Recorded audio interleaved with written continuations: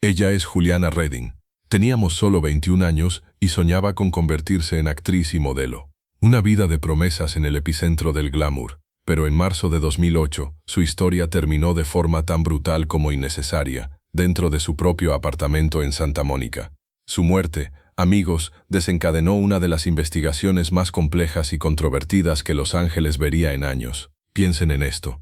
Un caso con todos los elementos de un thriller. Una joven promesa, un doctor millonario rodeado de misterio, evidencia de ADN que parecía decisiva, y un veredicto que literalmente dejó al país entero en shock. Antes de continuar, si disfrutan los casos reales contados con detalle y respeto, les hago una invitación sencilla pero importante. Dejen su me gusta, suscríbanse al canal y quédate hasta el final, porque se los aseguro, este caso tiene giros que no van a querer perderse.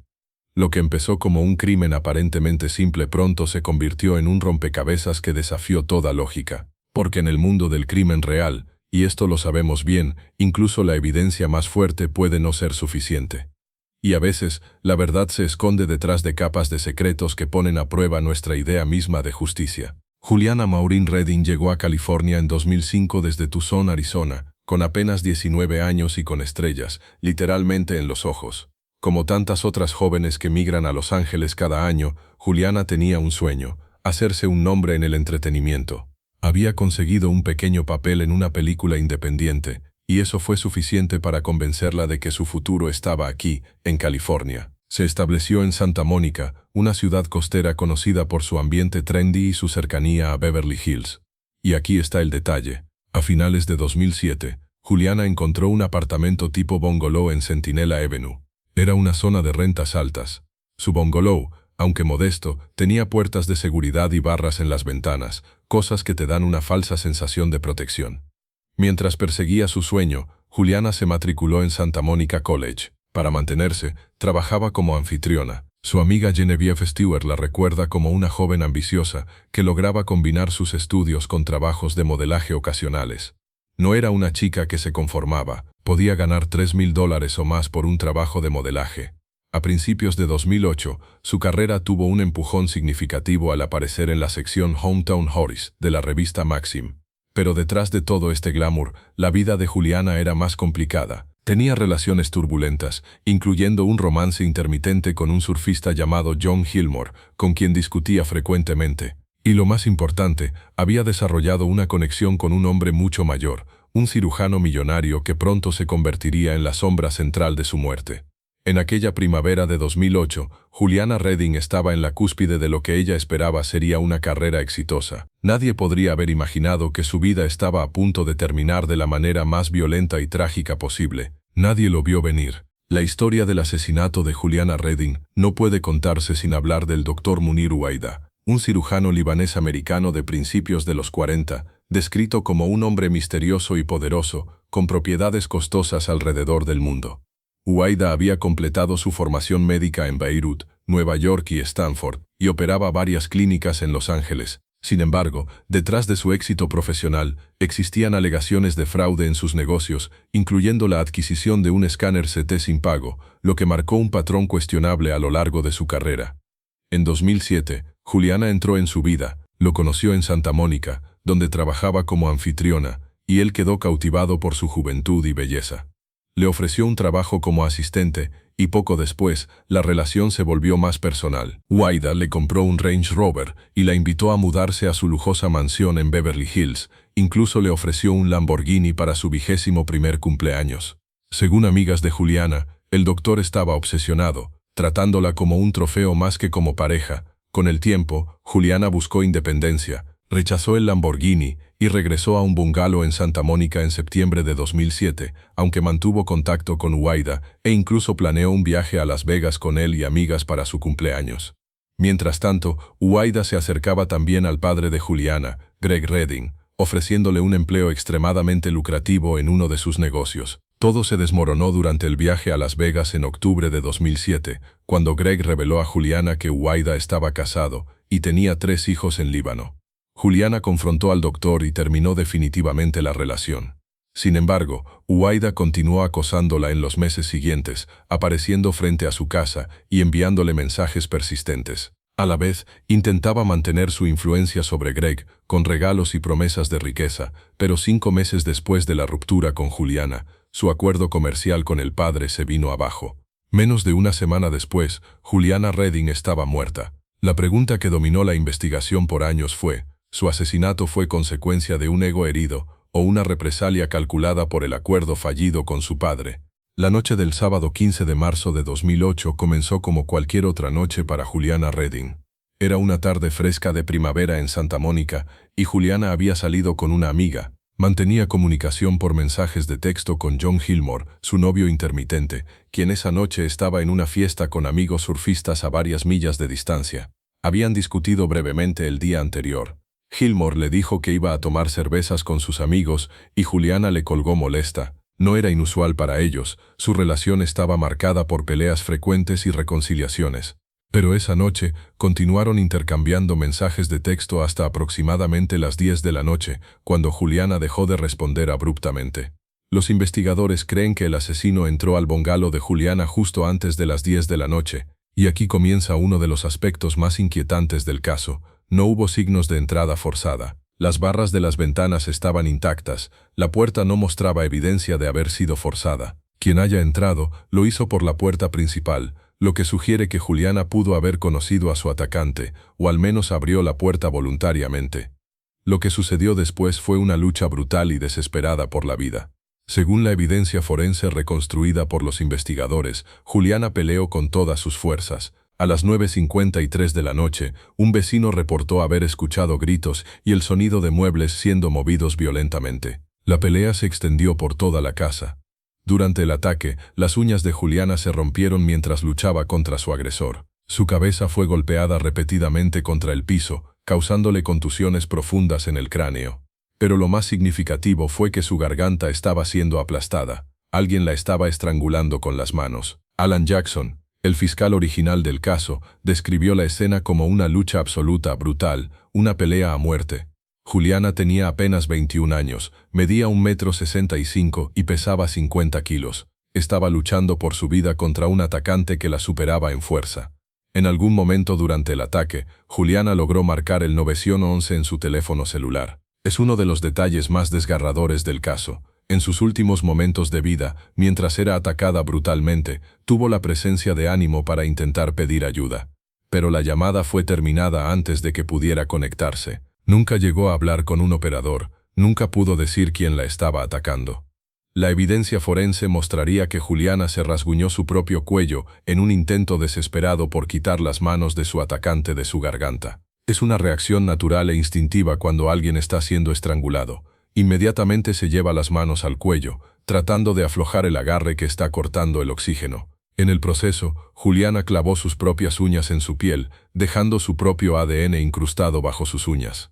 Finalmente, el ataque terminó. Juliana Redding yacía muerta en la habitación trasera de su pequeño bungalow, estrangulada. Pero la escena del crimen revelaría algo más, algo que sugería que el asesino no había terminado. Alguien había encendido la estufa de gas, dejando la perilla abierta.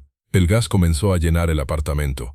Cuando la policía y los bomberos llegaron al día siguiente, el domingo 16 de marzo, lo primero que notaron al abrir la puerta fue una vela decorativa encendida sobre la mesa de café de la sala. Y luego el olor, gas natural, concentrado, llenando el espacio cerrado. Se dieron cuenta inmediatamente de que estaban frente a una bomba en espera de explotar. Si la chispa de la vela hubiera encendido el gas, habría volado todo el edificio en pedazos. No habría quedado evidencia. No habría habido manera de determinar qué le había sucedido a Juliana Redding. Su muerte habría sido clasificada como un accidente trágico, una explosión de gas, nada más. Pero el asesino tuvo mala suerte. La casa era vieja, y el gas no se concentró lo suficiente como para explotar. La vela siguió ardiendo, inofensiva, mientras el gas se dispersaba lentamente. Los investigadores se dieron cuenta de inmediato. Este no era un crimen de pasión impulsivo, era algo más calculado. Alguien había intentado destruir toda la evidencia, hacer que pareciera un accidente. Y ese alguien había dejado atrás algo que probaría ser tanto una bendición como una maldición para los investigadores: ADN, mucho ADN. El fiscal Alan Jackson, un veterano de 18 años en casos de homicidio, diría más tarde que nunca había visto tanta evidencia de ADN en un solo caso. Estaba en todas partes, en el cerrojo de la puerta, en un plato en el lavabo, en la perilla de la estufa que alguien había encendido, en el frente y la parte trasera de la camiseta de Juliana, y más importante aún en su garganta, exactamente donde las manos del asesino habían estado mientras la estrangulaba. Inicialmente, el primer ADN identificado perteneció a Juliana misma, encontrado bajo sus propias uñas, confirmando la terrible lucha que había librado. Pero había otro ADN, perteneciente a una persona misteriosa, esparcido por toda la escena del crimen. Los investigadores enviaron las muestras al laboratorio y comenzaron a construir una línea de tiempo. Tenían la llamada al 911 que nunca se completó, tenían el reporte del vecino sobre gritos a las 9:53 de la noche. Tenían mensajes de texto que pararon abruptamente a las 10. Todo apuntaba a una ventana de tiempo muy específica para el asesinato, entre las 9:50 y las 10:15 de la noche del 15 de marzo. Mientras esperaban los resultados del laboratorio de ADN, los detectives hicieron lo que siempre hacen en estos casos, comenzaron a investigar a las personas más cercanas a la víctima. El padre de Juliana, Greg Redding, fue entrevistado casi inmediatamente, y él tenía un sospechoso en mente desde el principio, John Gilmore, el novio surfista de su hija. Greg Redding le dijo a la policía sobre el comportamiento violento ocasional de Gilmore, cómo había pateado la puerta del auto de Juliana en un ataque de rabia ebria, cómo había intentado entrar por la fuerza a su apartamento en otra ocasión. Le había advertido a su hija que ese hombre era peligroso, pero Juliana no escuchó. Permaneció en la relación intermitente por casi 2 años. Gilmore fue entrevistado por los detectives. Admitió que él y Juliana discutían frecuentemente, que ocasionalmente perdía los estribos, aunque insistió en que nunca se volvió físico. Dijo que el día del asesinato cada uno había ido por su lado. Juliana estaba con una amiga, él estaba en una fiesta con sus amigos surfistas, pero los dos seguían en contacto por mensaje de texto hasta que Juliana dejó de responder. Al día siguiente, cuando Gilmore todavía no había tenido noticias de Juliana, comenzó a preocuparse. La llamó numerosas veces sin respuesta. La madre de Juliana también estaba preocupada y llamó a la policía. Cuando los oficiales abrieron la puerta del apartamento con Gilmore presente, le dijeron que Juliana estaba adentro, muerta. Gilmore parecía genuinamente devastado durante su entrevista con la policía, pero los investigadores no podían descartar a nadie todavía. Todos eran sospechosos potenciales hasta que el ADN les dijera algo diferente.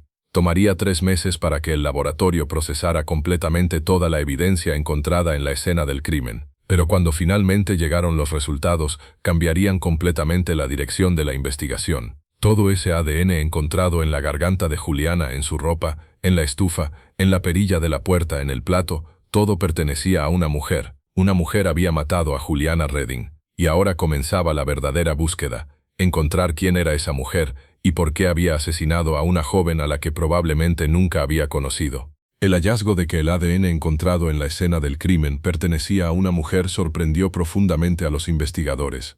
Durante meses habían trabajado bajo la suposición de que el asesino de Juliana Redding probablemente era un hombre, quizás su novio John Gilmore, o alguien vinculado a su círculo social. Este descubrimiento obligó a replantear completamente la teoría inicial del caso. Los detectives emprendieron una extensa campaña de recolección de ADN, tomando muestras de prácticamente todas las mujeres que pudieran haber tenido alguna relación con Juliana Redding. Esto incluyó amigas, conocidas, compañeras de clase, colegas de trabajo y cualquier mujer que hubiera tenido algún tipo de contacto con ella. En total, 41 mujeres fueron examinadas y todas resultaron negativas. Ninguna coincidía con el ADN encontrado en la escena del crimen. Ante la falta de opciones claras, los investigadores comenzaron a explorar más a fondo las relaciones personales de Juliana, buscando conexiones que quizá no habían considerado inicialmente. Fue entonces cuando una relación en particular captó su atención, la que Juliana había mantenido con el Dr. Munir Waida. Esta relación tenía todos los elementos de un thriller. Waida era un hombre rico y poderoso, con una vida profesional cuestionable y una obsesión evidente por una mujer mucho más joven que lo había rechazado. Las amigas de Juliana informaron que él la había estado acechando tras la ruptura. A esto se sumaba un acuerdo comercial fallido con el padre de Juliana, que se había desmoronado apenas días antes del asesinato. No obstante, había un obstáculo importante. Waida contaba con una coartada. Se encontraba fuera del país en el momento del crimen, y además, el ADN en la escena pertenecía a una mujer, no a él. Esto planteaba una interrogante: ¿cómo podría estar involucrado?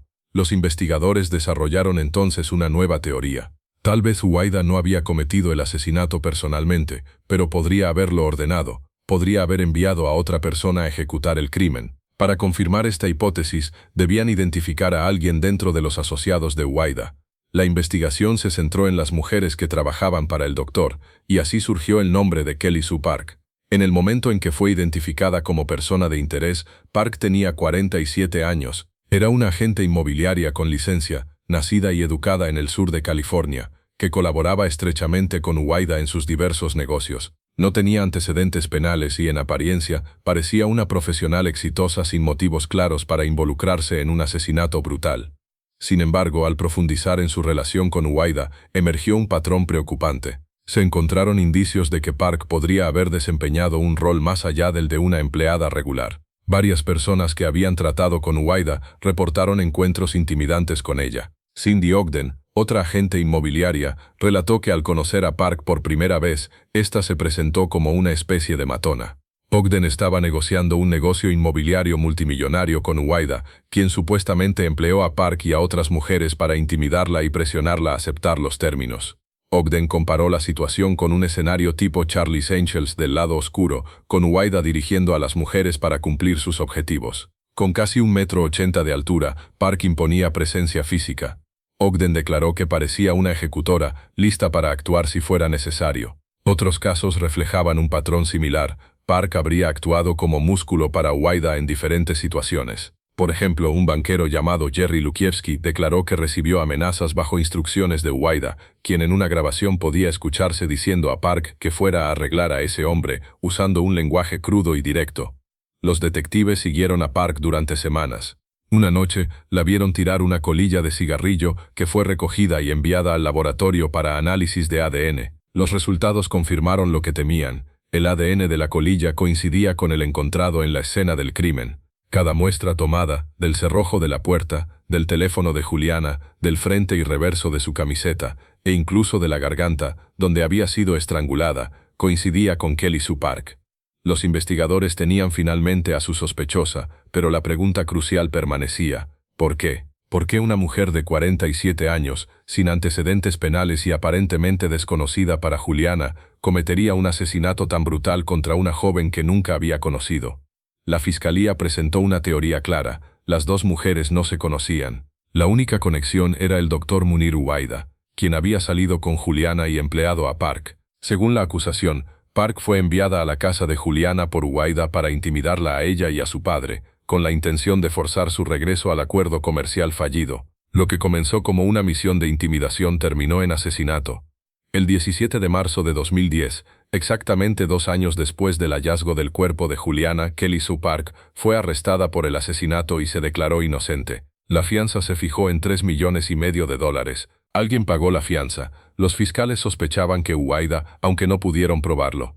No obstante, se comprobó que Huwaida había transferido grandes sumas de dinero a Park. Desde junio de 2008 hasta aproximadamente 18 meses después, recibió más de $1 millón. Según la fiscalía, estos pagos excedían lo esperado por un empleo normal y se interpretaron como un posible pago de silencio. Finalmente, 2 días después del arresto de Park, el doctor Munir Huwaida desapareció, presuntamente en Beirut, Líbano, dejando a Kelly Sue Park enfrentando el juicio sola. La evidencia de ADN en el caso contra Kelly Sue Park era, en la superficie, absolutamente abrumadora. Amigos, raramente los investigadores se encuentran con un caso donde la evidencia forense sea tan completa y tan minuciosa. Para el fiscal Alan Jackson, quien había dedicado 18 años de su carrera a procesar casos de homicidio y conocía los entresijos de la investigación criminal, esta era sin duda la mayor cantidad de ADN que había visto jamás en un solo caso. Amigos, imaginen la magnitud de la situación. Literalmente cada rincón de la escena del crimen parecía contener rastros de la sospechosa. El ADN de Park estaba literalmente en todas partes dentro del apartamento donde ocurrieron los hechos. Estaba en el cerrojo de la puerta principal, que había sido el punto de entrada al apartamento, marcando su acceso sin lugar a dudas. También estaba en un plato en el lavabo de la cocina, lo que sugería su presencia mientras manipulaba objetos cotidianos. Incluso estaba en la perilla de la estufa, que había sido encendida, llenando el apartamento de gas en un intento evidente de borrar huellas o simular un accidente.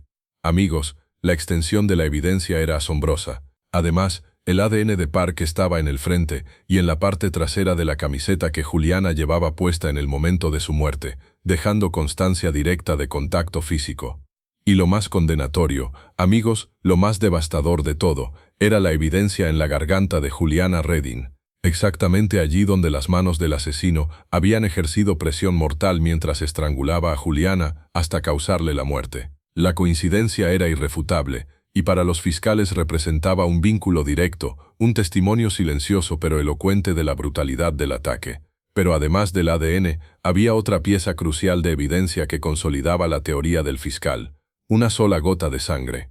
Esa gota, aparentemente insignificante para algunos, fue encontrada incrustada en una huella dactilar en un plato dentro del lavabo. La huella pertenecía al pulgar izquierdo de Kelly Sue Park, estableciendo no solo su presencia, sino un contacto físico directo y concreto con la escena del crimen. Amigos, cada detalle parecía apuntar hacia la misma conclusión: Park había estado allí. Para los fiscales, esta combinación de pruebas era irrefutable. No había margen para dudas razonables respecto a su presencia física en el momento del crimen. Cada fragmento de evidencia coincidía de manera consistente: ADN en los objetos del apartamento, la gota de sangre en el lavabo, y la coincidencia perfecta con la colilla de cigarrillo que los investigadores habían obtenido durante la vigilancia de Park días antes. Todo, absolutamente todo, señalaba a una persona que había estado en el lugar exacto y en el momento exacto, cometiendo un acto de violencia extrema contra una joven completamente indefensa. Amigos, los peritos no se detuvieron allí. Profundizaron más y reconstruyeron la secuencia de los eventos con un detalle meticuloso. Analizaron el patrón de contusiones, los arañazos defensivos y las marcas en la garganta de Juliana. Todo indicaba una lucha desesperada y prolongada, un enfrentamiento físico que reflejaba. El juicio contra Kelly Sue Park comenzó en 2011, capturando inmediatamente la atención mediática nacional. No era un caso cualquiera. La gente estaba dividida, fascinada por la dicotomía de una agente de bienes raíces que parecía llevar una doble vida. La fiscalía, liderada por Alan Jackson, presentó su caso con meticulosidad quirúrgica. No se anduvieron con rodeos. El ADN era la estrella de la acusación. Presentaron la evidencia física pieza por pieza, como un rompecabezas macabro, los pagos sospechosos de Wayda que superaban con creces cualquier sueldo normal, y los testimonios de amigos y colegas de Juliana que describieron la relación peligrosa con el doctor. Cada pieza estaba diseñada para demostrar que Park no era más que la ejecutora directa de un plan más amplio de intimidación y violencia. El mensaje era claro: el dinero habla, y en este caso gritaba. La defensa, por su parte, tenía una tarea hercúlea: sembrar la duda razonable. Argumentaron con vehemencia que Park nunca había conocido a Juliana y que no había pruebas concluyentes de que actuara bajo las órdenes de Wayda. Alegaron que la abrumadora evidencia de ADN podía ser contaminada o mal interpretada, sugiriendo fallas en el manejo de la escena del crimen. Insistieron en que los pagos de Wayda eran simplemente compensaciones legítimas por su trabajo como agente inmobiliaria. Para la defensa, la fiscalía estaba construyendo un caso basado en conjeturas y una narrativa conveniente, pero no en un motivo sólido que explicara por qué una mujer de su perfil se convertiría en una asesina a sueldo. Durante semanas, la sala del tribunal se convirtió en un escenario de impacto emocional. Amigos de Juliana hablaron de la joven como alguien llena de vida que jamás imaginó encontrarse con un final tan brutal. Los expertos forenses subieron al estrado y detallaron la evidencia con precisión científica, mostrando cómo cada marcador genético y cada lesión de lucha coincidía con la narrativa de la fiscalía. Estos testimonios fueron devastadores para la defensa. El caso alcanzó su punto culminante y más dramático cuando se mostró la evidencia de la colilla de cigarrillo y la gota de sangre en el lavabo. La fiscalía enfatizó ante el jurado que esto no se trataba solo de coincidencias esparcidas, era un patrón de presencia innegable y participación directa en el crimen. Cada dato reforzaba la teoría de que Park había sido enviada para intimidar y que por razones desconocidas, la situación escaló hasta la muerte de Juliana. Después de semanas largas y tensas de deliberación, durante las cuales el jurado examinó cada detalle del caso, revisó la evidencia, escuchó los testimonios y debatió intensamente, finalmente emitieron su veredicto. Amigos, la sala estaba cargada de tensión y expectativa. Kelly Sue Park fue encontrada culpable de asesinato en primer grado. La noticia cayó como un balde de agua fría para algunos, mientras que para otros fue un alivio profundo, Por fin, después de meses de incertidumbre y dolor, la justicia parecía haber alcanzado a la persona responsable de arrebatar la vida de Juliana Redding de manera tan brutal y despiadada. El juez, considerando la gravedad de los hechos y la naturaleza extrema del crimen, sentenció a Park a cadena perpetua sin posibilidad alguna de libertad condicional. Citó de manera enfática la extrema violencia del acto, la planificación meticulosa que se había evidenciado en la escena del crimen y la intención clara y deliberada de destruir cualquier evidencia que pudiera vincularla con el asesinato. Amigos, la sentencia fue una manifestación del peso de la justicia, reflejando la magnitud de lo ocurrido. Durante la lectura del veredicto, los familiares de Juliana no pudieron contener la emoción. El asesinato de Juliana Redding sigue siendo, incluso hoy en día, un recordatorio estremecedor y profundamente inquietante de cómo la vida de una persona puede truncarse en un instante, de manera repentina e inesperada, y de cómo el poder, la obsesión y la manipulación pueden transformarse en instrumentos directos de violencia y destrucción. Amigos, es una historia que nos recuerda que la combinación de juventud, ambición y vulnerabilidad frente a personas manipuladoras, astutas y poderosas puede conducir, de manera trágica, a finales que nadie podría haber anticipado. Aunque Kelly Sue Park fue finalmente condenada por el asesinato y la evidencia forense y testimonial parecía cerrar de manera definitiva el círculo de justicia, el caso sigue siendo un ejemplo extremadamente complejo de cómo el crimen real raramente es simple, lineal o fácil de entender. Amigos, detrás de las capas de riqueza, influencia, obsesión, celos y miedo, la historia de Juliana Redding permanece como un testimonio doloroso de lo impredecible que puede ser la violencia en la vida cotidiana y de lo frágil que puede ser la seguridad, incluso en entornos aparentemente protegidos y privilegiados. Es también, al mismo tiempo, una historia de valentía, persistencia y minuciosidad por parte de los investigadores, detectives y fiscales involucrados. A pesar de la confusión inicial, de los giros inesperados en la investigación y de la complejidad de los vínculos entre los involucrados, lograron reconstruir un crimen que en apariencia parecía imposible de resolver.